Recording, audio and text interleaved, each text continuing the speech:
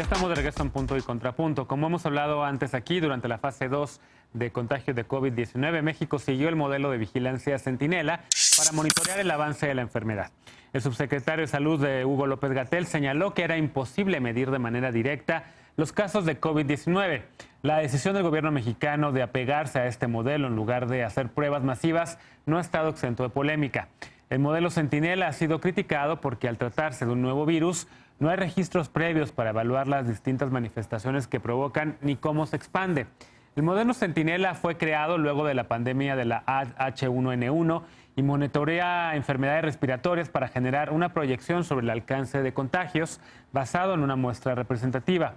Considera el 100% de las hospitalizaciones, 100% de defunciones registradas en más de 26,000 unidades de salud y 10% de los casos que no se necesita hospitalización. A estas críticas se sumó la polémica por la falta de actualización en la cifra de proyecciones.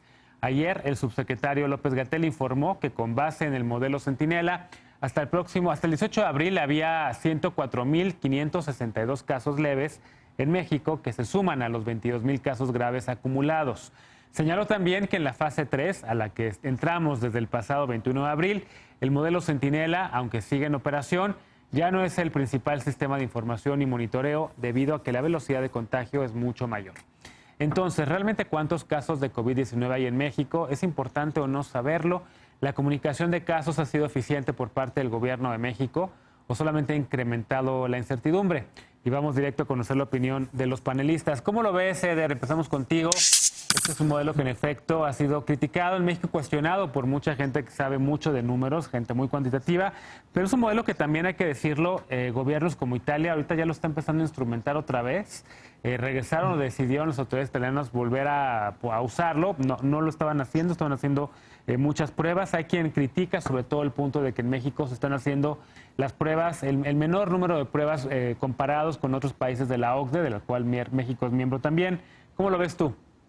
Sí, a ver, en ningún lado, en ningún país del mundo se hicieron pruebas a toda la población. No. Era imposible determinar, por ejemplo, la cantidad de personas que tienen el virus y que son asintomáticas, pero además es un asunto también de optimizar recursos. Estamos viendo todo el conflicto que ha causado la reconversión hospitalaria, abastecer de los insumos necesarios, todo lo que sí es prioritario para salvar vidas y la presión política de sectores opositores que han insistido hasta ahorita en que se apliquen pruebas rápidas que además han demostrado que no son 100% eficaces. En ningún país del mundo se llevó a cabo ese mecanismo y donde hicieron otros mecanismos como Italia o Francia, resultó que no fueron eficaces. Entonces, insisto, al final ahorita el gobierno mexicano tiene una estrategia muy clara. Esta estrategia se ha basado en un primer momento, en las dos primeras etapas de la contención de la pandemia. Sí usaron como punto de referencia cotidiano el modelo Centinela. Ahorita se sigue aplicando, pero ese ya no se está utilizando para explicar la fase 3. ¿Qué es lo que se está usando? Pues precisamente la capacidad hospitalaria que tiene México y cómo vamos en el sentido de el porcentaje de personas, más bien cuántas personas están siendo hospitalizadas y cuántas desafortunadamente están muriendo y cuántas se recuperan. Eso es lo que hay que revisar. ¿Y cómo se va a evaluar en este sentido al gobierno? Primero, con el tema de la proyección de la curva epidemiológica, que hasta ahorita se han cumplido los pronósticos del gobierno federal, y la otra forma con la que se va, o el otro indicador con el que se va a evaluar, lo decíamos hace ratito, pues va a ser si tienen o no la capacidad de hospitalaria. Cuando llegue el momento más fuerte de la pandemia, que ya estamos entrando en esta etapa, veremos si la capacidad del gobierno federal y de los gobiernos estatales, del sistema de salud en general en el país, tiene o no la capacidad de atender a todas las personas graves. Y eso va a ser el indicador para medir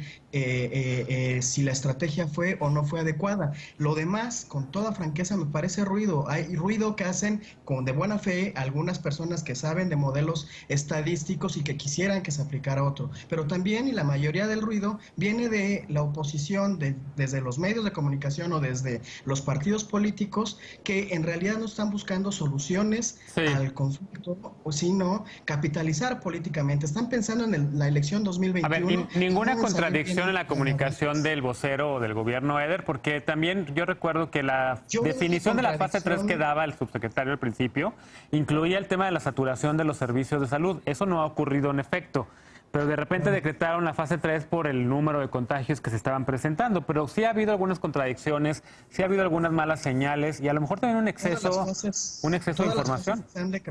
Todas las fases que se han decretado han sido de manera preventiva. Las han decretado antes de que sea ya estrictamente necesario, en todo momento.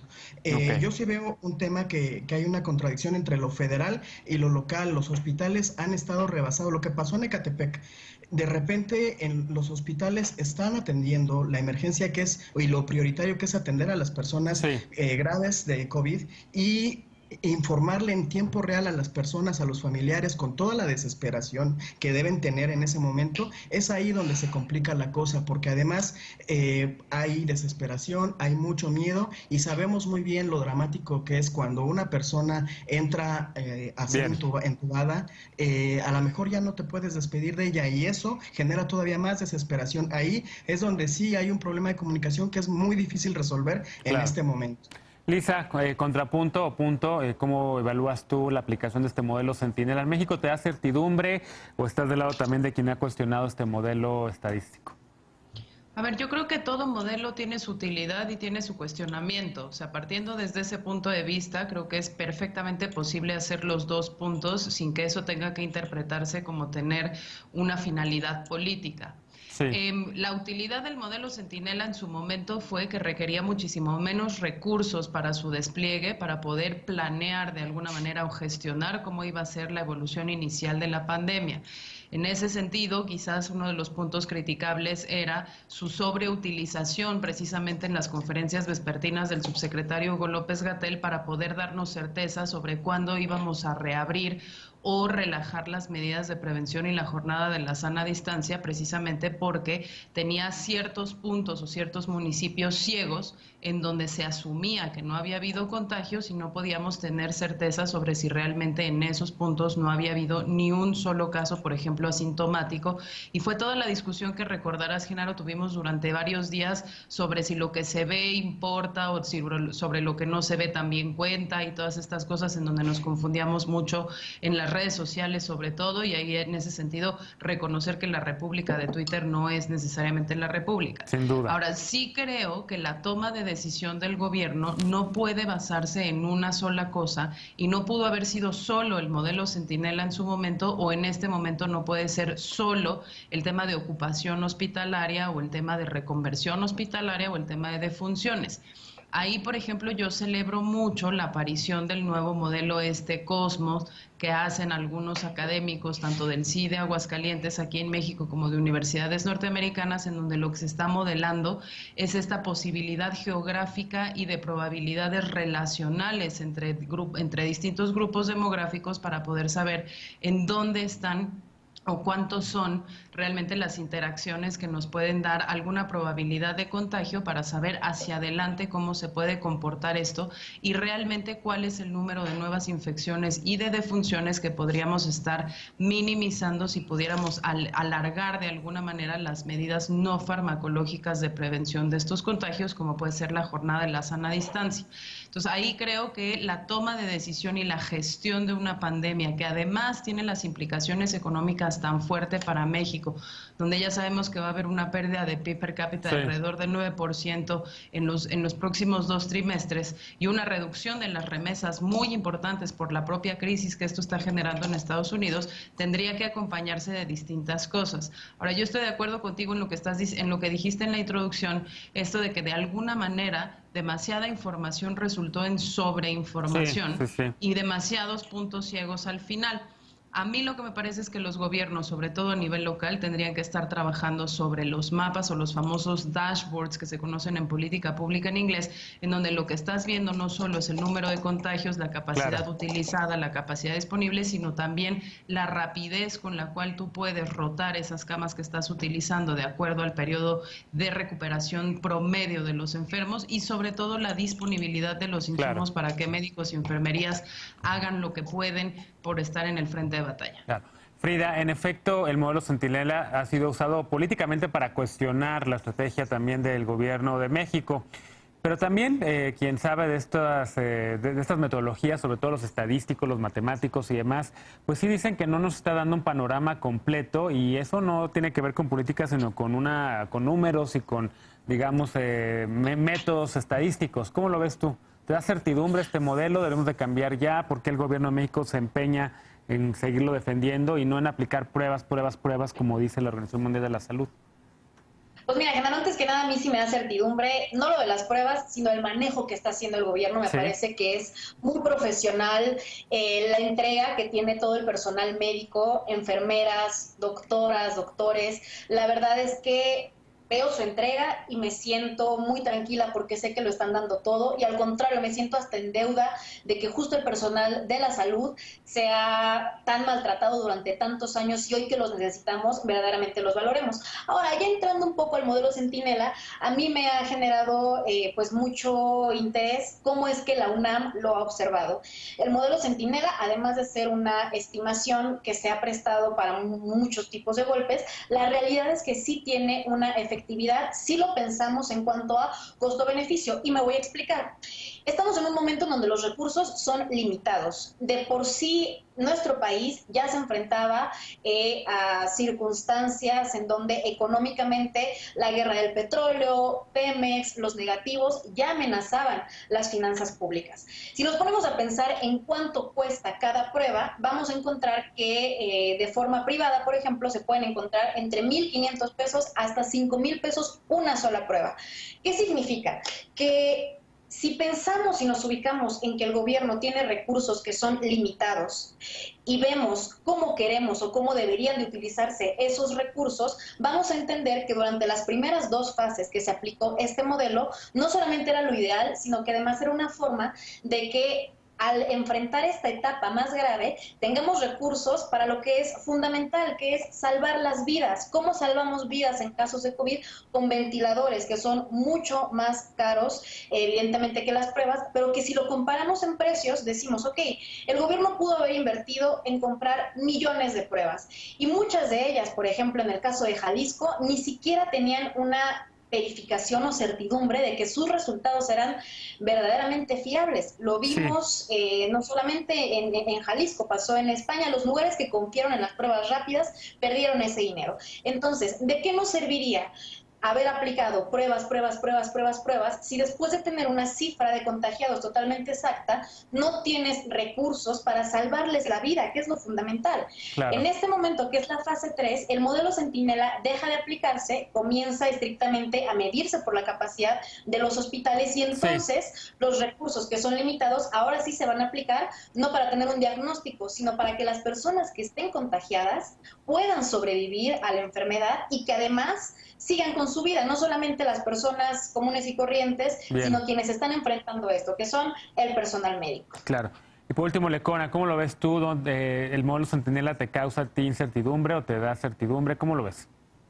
Pues a mí me genera muchas dudas, sobre todo en la actualización y en la administración de la información que se fue presentando, sobre todo en el último mes, respecto a los cálculos que derivados de la aplicación de este modelo.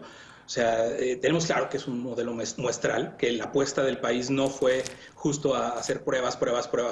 Sí. Lo hemos debatido mucho, cada quien tendrá su posición. Pero la crisis de comunicación, esta que tú mencionabas hace un momento, yo sí la veo clara y la veo con base en una responsabilidad del gobierno, del principal vocero, de Hugo López-Gatell, porque lo que vimos este fin de semana y el ataque que hoy hace el presidente al periódico Reforma por la pregunta que hizo Dulce Soto este fin de semana, preguntando el famoso factor multiplicador, el factor de corrección, pues tiene una historia. A ver, conocimos del modelo Centinela a detalle, a cabalidad, presentado por Hugo López-Gatell en una muy buena explicación, el 8 de abril, cuando avienta su famoso tantán y nos dice que los casos que estaban registrados de COVID había que multiplicarlos por 8.2. Ahí está el famoso factor. Lo ratifica el siguiente día, el jueves 9 de abril. El 16 de abril, una semana después, actualiza ese factor de corrección y dice que hay que multiplicarlos por 8.9. Subió. Ya nos había dicho que la tendencia era a que subiera, no tanto que bajara. Pero después vino un silencio tremendo al respecto. Entramos a la fase 3 el 21 de abril y fue hasta el 29 de abril que llegó, o sea, la semana pasada, el miércoles 29 de abril, cuando llega la pregunta de Dulce Soto, donde le dice, oiga, ¿y qué pasó con este factor multiplicador? Nos la promete para el viernes 1 de mayo. Llega el 1 de mayo, no dice absolutamente nada López-Gatell. El 2 de mayo insiste la periodista de Reforma con lo que había prometido Hugo López-Gatell, que era la actualización de esa tabla y saber si era el efecto multiplicador, y llega esta respuesta condescendiente, medio mansplicadora, no hay prenúmeros, que jamás nadie habló de prenúmeros y demás, y terminó prometiéndola para ayer, que es lo que nos viene a decir López-Gatell el día de ayer, que es, ya no le hagan caso al modelo Centinela, si lo quieren observar, pues no pasa nada, pero ya no lo tenemos acá. La verdad es que quien abandonó la explicación, la actualización de las cifras y de los cálculos de acuerdo a ese modelo, fue el propio Hugo López-Gatell. Sí. Fue hasta que la prensa insistió. Y aquí es donde se ve la administración al menos irresponsable de la información. Porque si ahora es irrelevante para la fase 3 y ahora nos vamos a concentrar en la capacidad hospitalaria, el mismo Hugo López-Gatell estuvo hablando ya en plena fase 3, después del 21 de abril que se decretó, del modelo Centinela.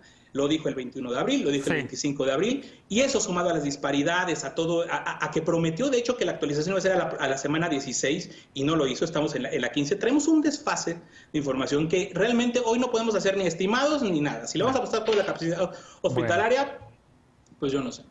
Dicen que le ganó el político al científico. Hacemos una pausa y regresamos. La polémica en torno a Genaro García Luna y sus supuestas actividades ilícitas se revivó este fin de semana luego de una entrevista realizada a la ex embajadora de Estados Unidos, Roberta Jacobson, donde ella dice que las andadas del exsecretario de Seguridad Pública de Felipe Calderón eran conocidas. Estas declaraciones abrirán las puertas a más investigaciones sobre el exfuncionario y sobre el calderonato. Regresamos.